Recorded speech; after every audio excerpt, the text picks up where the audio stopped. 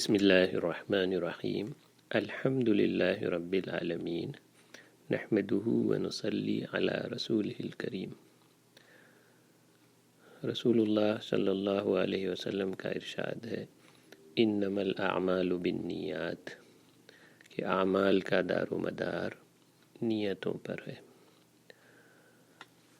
اور ایک اور حدیث کا مفہوم ہے کہ اللہ سبحانہ و تعالیٰ تمہاری صورت، شکل اور مالوں کو نہیں دیکھتے، وہ تو تمہارے دل یعنی تمہاری نیت اور اعمال کو دیکھتے ہیں۔ اس لیے بزرگوں کا کہنا ہے کہ نیکی کر دریا میں ڈال، کام تو 100 میل آگے ہو مگر کوئی جانتا نہ ہو۔ ہر عمل سے پہلے، عمل کے درمیان اور آخر میں اپنی نیت کی جانچ پڑتال کریں۔ مومن کی نیت عمل سے بہتر ہے۔ ساری دنیا کو رحمت اور فائدہ پہنچانے والے دعوتی کام، اصلاحی کام اور خدمت خلق کے کام دن رات سوچیں اور قبولیت اور غیبی نصرت کی دعائیں مانگیں۔ ایک آدمی کے پاس علم بھی ہے، دولت ہے، اسباب، ادارے، مددگار عملہ بھی ہے، اور وہ ساری دنیا میں صبح و شام خیراتی کام کرواتا ہے، بہت بڑا اجر و ثواب ہے۔ دوسرا ایک آدمی ہے، وہ بھی یہی علم، نیت اور ارادہ رکھتا ہے، حسرت کرتا ہے کہ میرے پاس بھی اسباب اور مددگار ہوتے تو میں بھی اتنے نیک کام کرتا۔ یہ آدمی اپنے اخلاص نیت کی وجہ سے پہلے آدمی کے اجر و ثواب کو پہنچ جاتا ہے۔ آخرت میں اعمال کی گنتی نہیں ہے بلکہ وزن کیا جائے گا۔ اس لیے ایمان، صدق اور اخلاص پر محنت کی جائے۔ دیکھنے والا بہت باریک بین ہے، دلوں کے راز جانتا ہے۔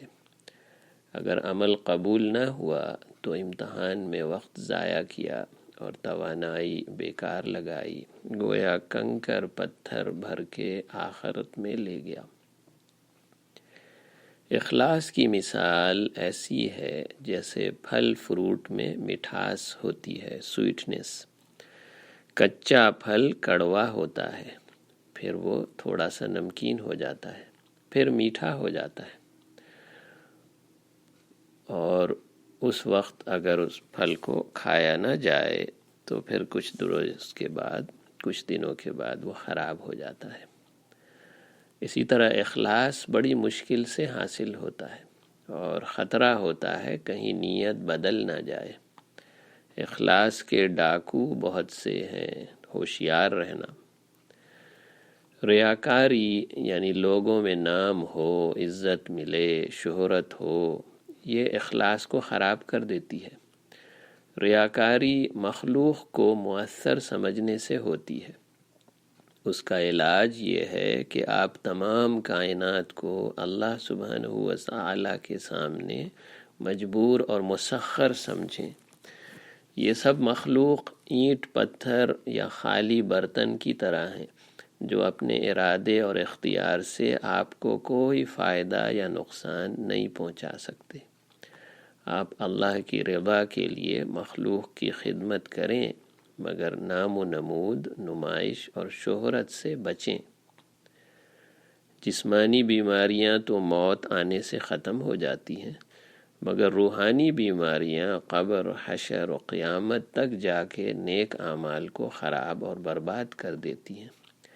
اس لیے خوب استغفار کریں، کسی شیخ سے اصلاحی رابطہ ہو، تزکیہ نفس کی محنت کریں۔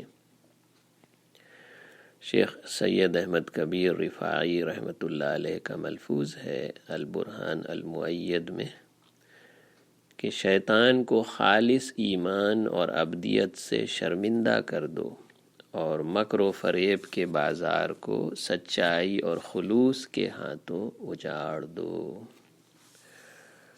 بعض بزرگوں کا مقولہ ہے کہ تمام کے تمام انسان خسارے اور ہلاکت میں ہیں سوائے ان کے جو علم رکھتے ہیں، اور تمام کے تمام علم رکھنے والے بھی خسارے اور نقصان میں ہیں، ہلاکت میں، سوائے اس کے جو لوگ اپنے علم پر عمل کرتے ہیں، اور جو لوگ عمل کرنے والے ہیں وہ بھی خسارے اور نقصان میں ہیں، الا المخلصون، سوائے ان کے جو مخلص ہیں، اخلاص والے ہیں۔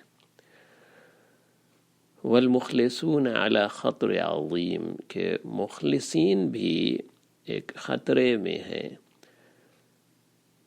اس وقت تک جب تک کہ معاملے کا فیصلہ قیامت میں، روز جزا میں نامہ اعمال سامنے نہ آ جائے۔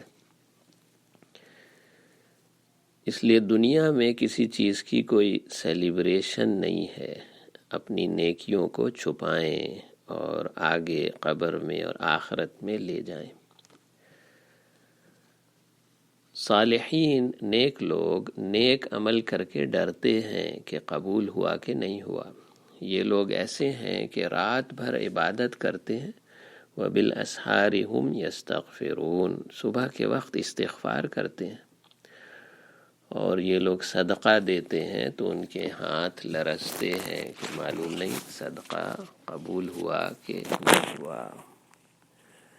قیامت میں جا کے معلوم ہوگا کہ یہ سکے اصلی تھے یا کھوٹے تھے، اور گرد و غبار ہٹے گا تو معلوم ہوگا کہ گھوڑے پر سوار تھے کہ گدھے پر سوار تھے۔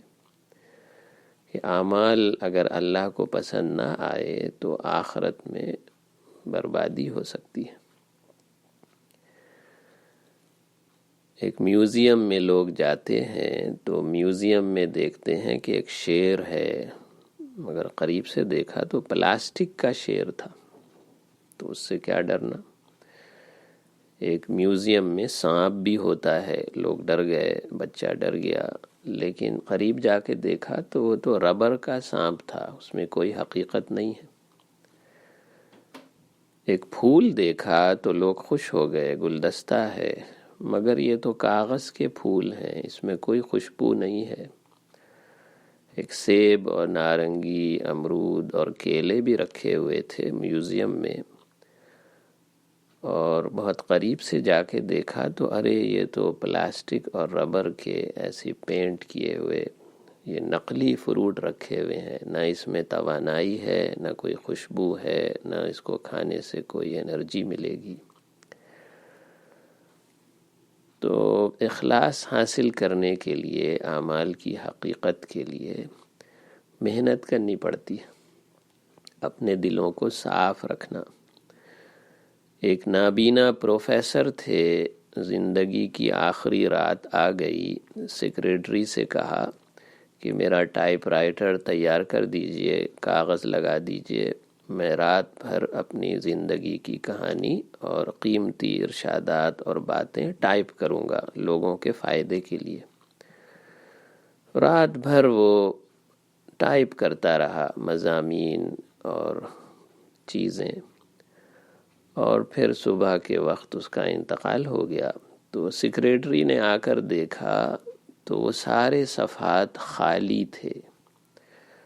وہ بیچاری رات میں ٹائپ رائٹر میں ربن ڈالنا بھول گئی تھی، یعنی اس میں انک نہیں تھی، تو وہ بیچارہ رات بھر ٹائپ کرتا رہا، مگر ان صفحات میں کوئی حقیقت، کوئی بات لکھی ہوئی معلوم نہیں ہوئی۔ کائنات میں خیر لانے کے لیے بہت محنت کرنی پڑتی ہے۔ ایک باغ ہے، اس میں پانی دینا پڑتا ہے، اور پودوں کی چھٹائی اور کٹائی، اور پھر اس میں پھل پھول پودے آتے ہیں۔ اگر باغ پر محنت نہیں کی تو وہ پودے اور پھول مرجھا جاتے ہیں، ان کی جگہ جھاڑیاں اور کیڑے مکوڑے اور جانور اس باغ میں آ جاتے ہیں، پھر کسی کو اس سے فائدہ نہیں ہوتا۔ ایک نیا گھر ہے، اگر اس کو ایسی خالی چھوڑ دیں، صفائی نہ کریں تو کچھ دن کے بعد گندا ہو جاتا ہے، مکڑی کے جالے ہیں، مٹی ہے، ڈسٹ ہے۔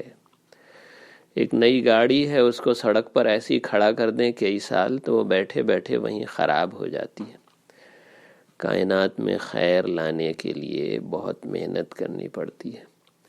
تو ایک مؤمنہ کا دل پاک صاف ہو، اللہ کی محبت سے بھرا ہو، اللہ کی عظمت، ہر کام میں ایک اللہ کو راضی کرنے کی کوشش کریں، اخلاص حاصل کرنے کی کوشش کریں۔ دل پر محنت اصل ہے، ورنہ سب بھاگ دوڑ وہ بیکار ہو سکتا ہے، اور ہدایت نہیں ملی تو دنیا کے ہر کام میں غلطی ہو سکتی ہے۔ آخرت کا ترازو کیسا ترازو ہے کہ اس میں ایمان اور نیت اور صدق اور اخلاص اور حسرت اور افسوس، ہر چیز کا ایک وزن ہو رہا ہے۔ اللہ تعالی ہمیں آپ کو اپنے کاموں میں اخلاص حاصل کرنے کی توفیق عطا فرمائے۔ ربنا تقبل منا انك انت السميع العليم وتب علينا انك انت التواب الرحيم، وصلى الله تعالى على خير خلقه محمد وآله وأصحابه أجمعين برحمتك يا أرحم الراحمين، آمين آمين۔ السلام علیکم ورحمۃ اللہ وبرکاتہ۔